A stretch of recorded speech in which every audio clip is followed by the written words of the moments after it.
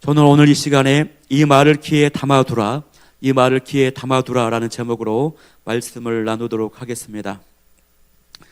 여러분도 아시다시피 예수님의 공생의 기간에 3대 사역은 하나님의 말씀을 가르치신 사역, 천국 복음을 전파하신 사역, 그리고 영혼들을 치유하신 사역입니다. 그러나 이에 못지않게 예수님께서 중요한 비중을 두시고 집중하셨던 사역은 바로 장차 교회를 세우고 할 이 제자들을 양육하고 그들을 믿음으로 세우시는 사역이었습니다. 오늘 본문에 소개된 내용도 역시 예수님께서 제자들을 양육하시고 그들의 믿음을 세우시는 가정 가운데 나타난 한 사건입니다. 우리 어제 큐티 말씀에서 보았듯이 예수님은 제자들 중에서도 핵심 제자들이라고 할 수 있는 베드로와 야고보와 요한, 이 세 명의 제자들만을 따로 데리고 변화산에 올라갔습니다. 그리고 이 변화산 사건을 겪고 나서 그 다음 날, 이튿날 이 세 명의 제자들과 함께 산에서 내려오셨어요. 그런데 이때 이 산 밑에는 하나의 어떤 사건이 벌어지고 있었습니다. 산 밑에는 나머지 제자들과 많은 무리들이 있었는데 이때 귀신 들린 아이의 아들의 아버지가 아이를 제자들에게 데리고 와서 하나뿐인 이 외아들을 고쳐달라고 간구하는 것입니다. 그 광경을 많은 사람들이 지금 지켜보고 있는 가정 상황 속에 있는 것이에요. 그러나 산 밑에서 기다렸던 9명의 제자들, 그 누구도 이 아이를 고쳐주지를 못했습니다. 이 아이는 귀신 때문에 심각한 병에 걸리고 말았는데요, 이 귀신이 이 아이에게 막무가내로 막 물에 들어가게도 만들고 불에 들어가게도 만들었습니다. 또 갑자기 개성을 지르며 격렬을 일으키고 막 픽픽 쓰러지게 만들었습니다. 여러분, 이런 아들을 데리고 있는 아버지의 심정이 어떠할까요? 얼마나 비참하고 괴로웠을까요? 그래서 제자들에게 간절하게 고쳐달라고 간구했습니다. 그런데 이 제자들에게는 이 귀신을 쫓아낼 능력이 없었던 것입니다. 저는요, 이 말씀, 이 대목을 좀 묵상하면서 개인적으로 조금 의아했던 점이 하나 있었습니다. 그것은 제자들은 분명히 바로 이 9장에도 나오지만 분명히 전도 여행을 다니면서 귀신들을 쫓아내고 질병을 치유했던 영적인 능력을 지니고 있었거든요. 이전에 복음서의 기록들을 봐도 예수님께서 이 제자들에게 귀신을 제어할 능력 주시고 질병을 고칠 능력 주시고 전도 현장으로 파송합니다. 그리고 이 제자들이 사역을 다 감당하고 나서 돌아와서 예수님께 보고를 합니다. 예수님, 이런 일을 제가 행했어요, 이런 일을 행했어요라고 보고를 해요. 그런데 그랬던 제자들에게 능력이 없어지고 만 것이에요. 지금 제자들에게 뭔가 어떤 문제가 생긴 것이죠.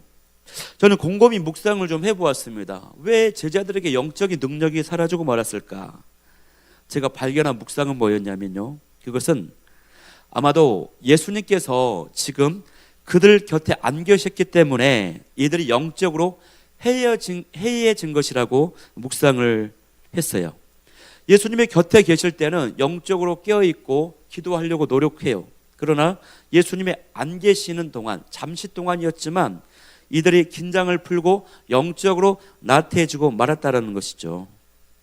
또한 지금 제자들은요, 많은 무리들에 둘러싸여 있거든요. 이 무리들이 지금 예수님께서 산에서 내려오시기를 기다리고 있는 많은 사람들이 있어요. 그렇기 때문에 제자된 입장에서 얼마나 자신의 우월감이 높아졌을까요? 이 무리들 앞에서 얼마나 또 공명심이 가득해 있었을까요? 이런저런 이유들로 인해서 영적인 능력이 사라져버렸다는 것을 제가 묵상하게 되었습니다. 이것이 제가 오늘 큐티 말씀을 묵상하면서 어제부터 말씀을 준비하면서 발견한 큐티 묵상이었어요. 이 묵상은 사역자인 저에게 많은 시사점을 가져다 줬습니다. 왜냐하면 담임 목사님 같은 리더가 안 계실 때에 제가 조금 영적으로 해이해지고 기도 생활을 깨어있지 못하게 했기 때문에 그렇죠. 제자들의 모습과 저의 모습이 똑같았기 때문에 그래요. 그러면 안 되는데 담임 목사님이 안 계실 때 보면은 새벽에 기도할 때 우리 사역자들 기도 시간의 매뉴얼이 아침 7시까지 기도해야 되는데 저도 모르게 담임 목사님 안 계시면 10분 잘라먹고 6시 50분까지 기도하고 간다거나 기도 소리가 약해져요. 내가 봐도 약해져요. 목사님이 계실 때는 막 더 크게 하는데 안 계시면 기도 소리가 약해지고, 보통 저는 서서 초반에 기도하는데 서서 기도하는 시간도 짧아지고, 이런 저런 여러 가지 것들이 있어요. 일가 중에도 마음이 해이해져서 사역에 집중하지 않는 이런 모습들이 있다라고 하는 것입니다. 그런데 여러분, 저만 그럴까요? 여러분은 어떻습니까? 교회를 정말 사랑하고 영적으로 성숙한 성도라면 지금처럼 담임 목사님이 안 계실 때 더 깨어 기도하고 예배의 자리를 지켜나가야 되리라 믿습니다. 저와 여러분은요, 이번 한 주 동안 사명감을 가지고 더 뜨겁게 기도하며 예배의 자리를 지켜서 사단 마귀가 틈타지 못하도록 영적인 능력으로 우리 공동체를 지켜내는 성숙한 성도님들이 다 될 수 있기를 소망합니다. 제자들은요, 아들을 고치지 못했기 때문에 많은 사람들 앞에서 부끄러움을 당하고 맙니다. 예수님이 내려오시자 그 아이의 아버지가요, 예수님께 나아가서 40절에 이렇게 고백을 하는데, 우리 40절 말씀을 한번 합독해 보겠습니다. 시작. 당신의 제자들에게 내쫓아 주기를 구하였으나 그들이 능히 못하더이다.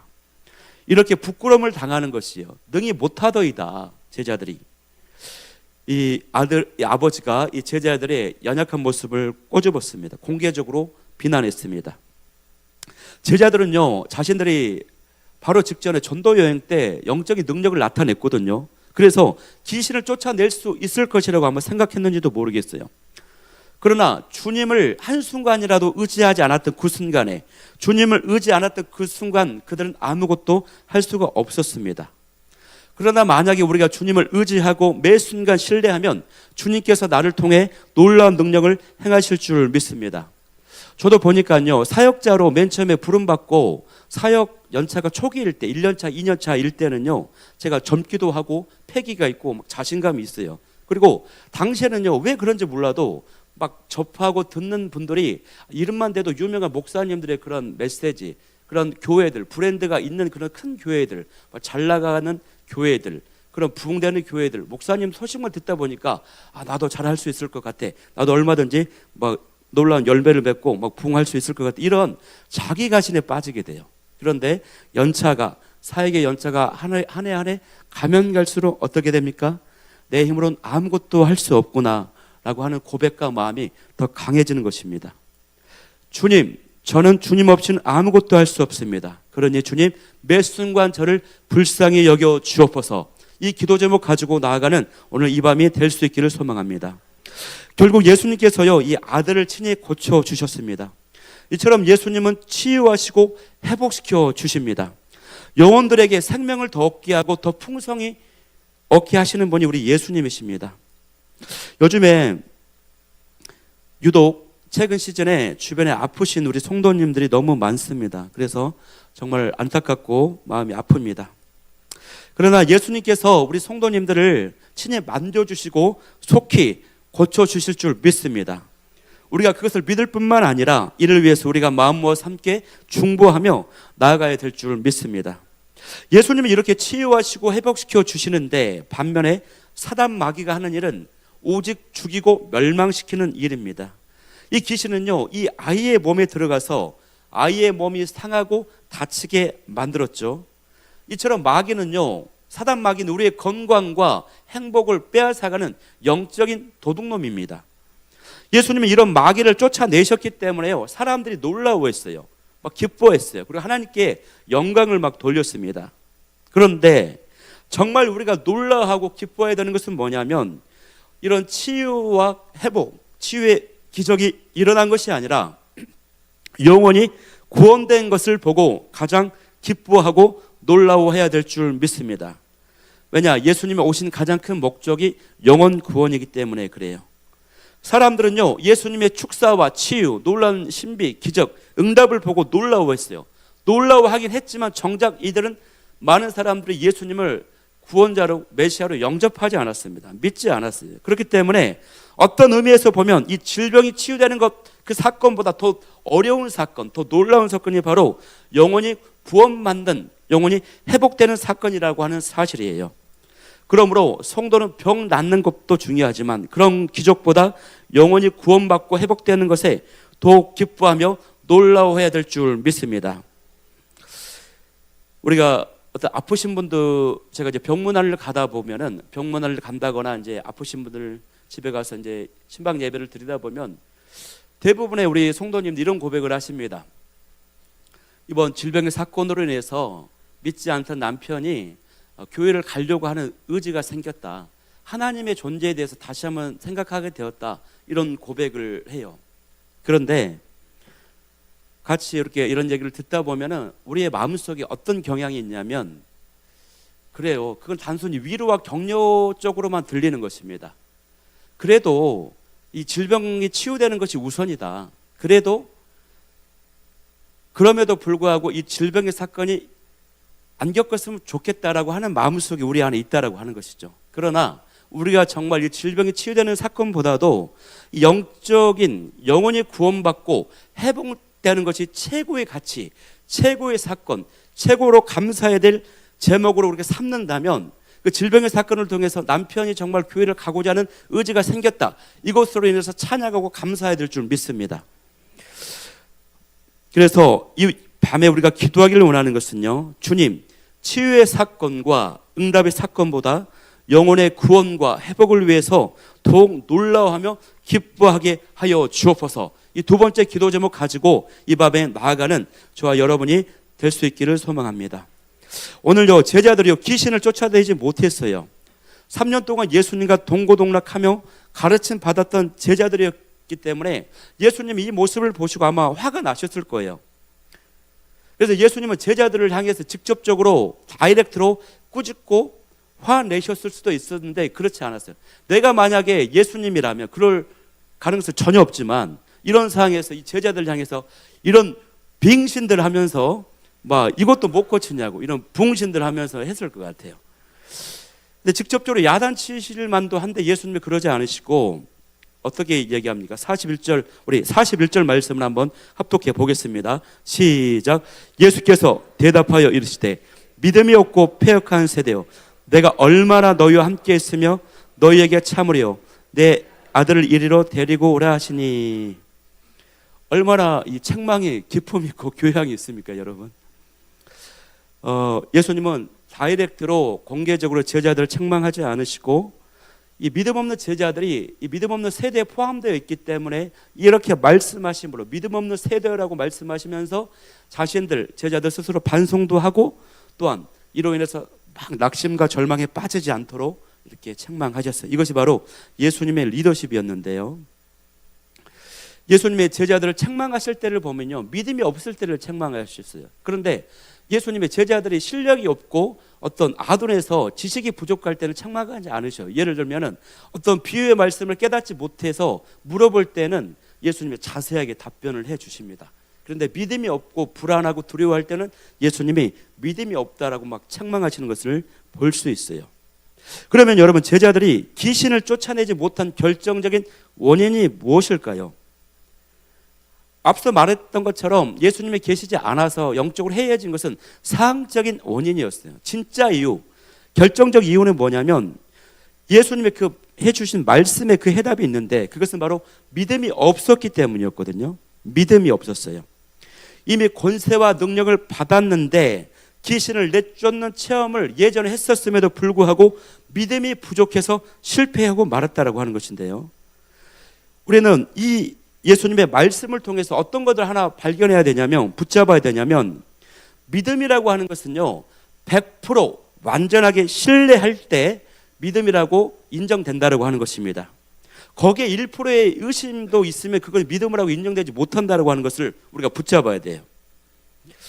여러분, 예수님께서는 1%의 의심만 있는 것을, 99%는 믿음이 있고 1% 의심이 있는 것을 보고 믿음이 부족하다, 믿음이 적다라고 생각하지 않으시고 그것 역시 믿음이 없다라고, 아예 없다라고 예수님은 간주하신다라고 하는 사실이에요. 왜 그러냐면 이 똑같은 본문에 보면은 이 똑같은 본문이 다른 복음서에도 나와 있는데 마태복음 17장 10절에도 보면요, 예수님이 똑같이 제자들을 향해서 믿음이 없다, 믿음이 없는 세대라고 이렇게 책망을 하시거든요. 그런데 이후의 기록을 보면 예수님의 제자들이 이제 이 일이 벌어진 다음에 한적한 곳에 돌아가서 예수님께 조용히 물어봐요. 예수님, 왜 우리가 이 귀신들을 쫓아내지 못했습니까? 라고 물어보니까 예수님이 뭐라고 대답을 하냐면 너희가 믿음이 작은 까닭이라고 이야기를 합니다. 예수님이 보실 때는 믿음이 없는 세대라고 했을 때 이 믿음이 없는 것과 너희가 믿음이 작아서 그랬어 라고 하는 믿음이 작았다라고 하는 것과 같은 의미인 거예요. 같은 의미. 믿음이 작다, 믿음이 부족하다 이것과 함께 믿음이 아예 없는 것과 같은 의미라고 하는 것입니다. 그래서 성경 사본에는 믿음이 작다, 믿음이 부족하다, 믿음이 없다 이 뜻이 같은 의미로 원어에 쓰여져 있어요. 구분 없이 사용되어져 있다라고 하는 것입니다. 제가 예를 들면은 어떤 물이 있는데 이 물에 90%의 소금이 들어갔어요. 그럼 여러분 이거는 그냥 물입니까? 소금물입니까? 소금물이죠. 90%의 소금이 들어가서. 자, 그럼 이번에는 1%의 소금이 들어갔어요. 그 물에. 그럼 이거는 소금물인가요? 그냥 물인가요? 그거 역시 소금물입니다. 90%의 소금이 들어가도 소금물이고 1%의 소금이 들어가도 그거는 소금물입니다. 이처럼 예수님이 보실 때 성경적인 믿음의 정의는 뭐냐? 1%의 의심도 있으면 그거는 믿음으로 인정이 되지 못한다라고 하는 것입니다. 그런데 다만 우리가 믿음이 연약해서요, 믿음이 부족해서 이런 흔히들 말을 쓰잖아요. 그건 뭐냐면 우리가 믿음에 대해서 우리 의식 속에 믿음에 관한 이해를 쉽게 하기 위한 그냥 사용되어지고 있을 표현일 뿐입니다. 성경에는 예수님은요 그런 어떤 구분을 하지 않으셨어요. 믿음은 100% 온전히 신뢰하는 것입니다. 이것이 바로 예수님의 말씀하시고 우리에게 원하시는 믿음입니다, 여러분. 그래서 저와 여러분은 온전히 100% 신뢰하는 그 믿음의 사람들 다 될 수 있기를 소망합니다. 이렇게 이야기하면 어떤 분이 이렇게 막 반박을 합니다. 그 목사님 보면요 이 겨자씨 믿음 작은 믿음 그 이야기 있잖아요. 이거 어떻게 해요? 겨자씨만한 작은 믿음이 있어도 이거는 뭐 산을 옮긴다 이렇게 예수님이 하셨는데 이거는 여러분 예수님이 이 작은 믿음을 설명할 때 겨자씨 비를 이렇게 들어서 설명하셨는데 이 믿음이 양적인 차원의 작은 겨자씨로 이해해서는 안 됩니다. 겨자씨는 눈에 보기에 작아요. 그러나 그 안에는 100% 순도 100%의 온전한 생명력과 번식력, 잠재력을 가지고 있거든요. 우리가 딱 볼 때 작고 가볍게 보잘것없어 보이지만 그 안에 내재된 생명력만큼은 그 믿음의 내용만큼은 100% 순전히 온전히 가지고 있어요. 그래서 그 내용이 100% 온전한 것이었기 때문에 생명력과 무럭무럭 자라나는 역사가 나타난다고 하는 것이에요. 우리가 흔히 볼 때 어떤 믿음을 지닌 사람의 모습이 매우 연약해 보일 수가 있습니다. 예를 들면 어떤 어린아이가 아주 작고 연약한 어린아이가 어떤 일을 하기 위해서 주님의 영광을 드리기 위해서 500원을 막 필요로 하는 거예요. 우리가 볼 때는 아주 막 시시해 보이고 초라해 보이고 작고 연약해 보여요. 근데 이 어린이가 이 500원을 하나님 주세요. 주실 줄 믿습니다라고 그 순간에 그 믿음이 100% 1%의 의심도 없이 100% 믿음을 가졌다면 그걸 하나님이 보시고 역사에 주신다라고 하는 사실이에요. 이런 경우를 우리가 작은 믿음, 연약한 믿음, 보잘것없는 믿음이라고 본다라고 하는 것이에요.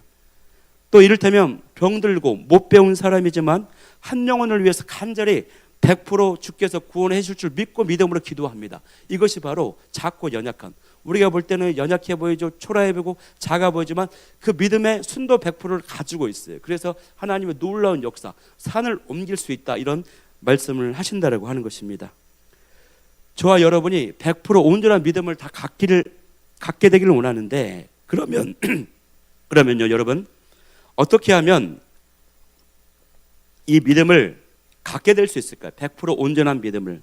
그것은요 딴 게 아니고 기도로 가능하다고 하는 사실이에요. 왜 그러냐? 오늘 같은 내용을 다룬 다른 복음서가 또 있습니다. 우리가 누가복음을 읽고 있지만 아까 제가 마태복음을 나누었지만 마가복음에 보면요 9장 14절 17절 실제로 똑같은 기록이 있는데 그때도 예수님의 제자들이요 이 일이 벌어진 다음에 물어봐요. 한적한 곳에 가서 조용히 가서 예수님, 제가 왜 그때 치유를 못했죠? 귀신을 우리들이 쫓아내지 못했죠? 그러니까 예수님이 뭐라고 답변합니까? 기도 외에는 이런 유가 나갈 수 없느니라라고 말씀하십니다. 그러니까 마가복음에서는 기도하지 않았기 때문에 이런 유가 나가지 못했어. 아까 마태복음에서는 믿음이 적어서 그랬어.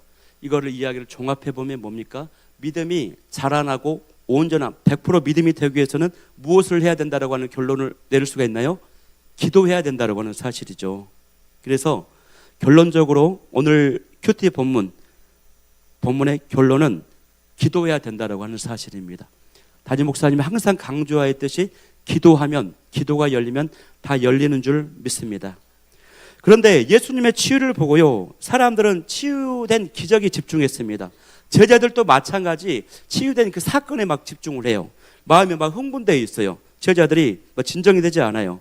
그래서 예수님이 이 제자들의 마음을 진정시키고자 그들의 사명이 영혼 구원이고 예수님이 자신이 사명이 십자가에 달 죽어야 된다라고 하는 그 말씀, 영혼 구원과 메시아로서의 사명에 대해서 십자가 죽으심에 대해서 다시 한번 제자들을 이제 말씀을 해 주십니다. 우리 마지막으로 그런 의미에서 마지막으로 우리 44절 말씀을 한번 읽어보겠습니다. 44절 시작. 이 말을 너희 귀에 담아두라. 인자가 장차 사람들의 손에 넘겨지리라 하시되. 제자들이 막 기적도 일어난 거 보고 막 흥분돼 있어요. 막 영혼 구원과 예수님의 죽으심에 대한 관심이 없어요. 마음이 딴 데가 있어요. 예수님의 말씀이 들리지가 않아요. 그러니까 예수님이 진정시키면서 너희들은 이 말을 귀에 담아 기억해야 된다, 마음에 간직해야 된다라고 하시면서 내가 장차 사람들의 손에 넘겨져서 죽음을 당할 거야라고 십자가 고난에 대해서 말씀하고 있다라고 하는 것입니다. 그런데 45절에 보면요, 이 말씀을 제자들이 알지 못했다. 왜? 이것이 숨긴 바 되었기 때문이라고 기록되어 있는데요, 이 정확한 의미는 뭐냐면 하나님께서 숨겨서 이들을 깨닫지 못하게 만들었던 게 아니라 제자들의 관심과 마음이 딴 데 있기 때문에 이 말씀이 들리지가 않는 겁니다.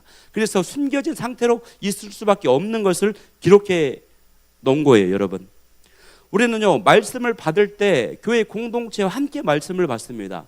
근데 우리가 마음이 다른 데 있으면요 교회 공동체를 통해서 주시는 말씀이 들리지가 않아요. 하나님께서는 우리 교회를 영혼 구원과 예배 회복과 또 민족 복음과 세계 선교의 사명을 위해서 우리 교회를 쓰시고자 계획하시고 하나님의 그 말씀을 계속 주시는데, 나는 그 말씀이 부담들어서 나는 치유받고 싶고요, 나는 위로받고 싶어요, 나는 다른 거 필요하는데, 가정에 필요한 거, 당장 실용적인 거, 기능적인 거, 잘 먹고 잘 사는 이런 데 관심이 많아서 이런 마음으로 들으면 하나님이 공동체를 통해 주시는 말씀을 들을 수 없다라고 하는 사실입니다. 바라옵기는 저와 여러분은 하나님의 말씀을 잘 들을 수 있는 영적인 눈과 귀가 열려진 저와 여러분이 다 될 수 있기를 소망합니다.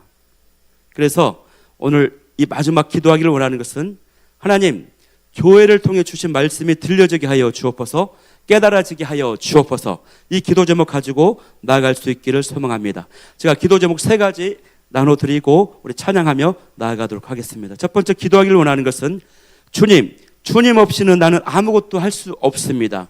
모든 일에 주님을 의지하게 하여 주옵소서. 두 번째는, 주님 치유의 사건과 응답의 사건보다 영혼의 구원과 회복을 기뻐하며 놀라워하는 자가 되게 하여 주옵소서. 주님 저에게 100% 온전한 믿음을 주시고 교회의 공동체를 통해 주시는 하나님의 말씀이 들려지게 하여 주옵소서, 깨달아지게 하여 주옵소서. 이 기도 제목 가지고 우리 나아가도록 하겠습니다. 우리 아버지 사랑합니다 찬양하며 나아가도록 하겠습니다.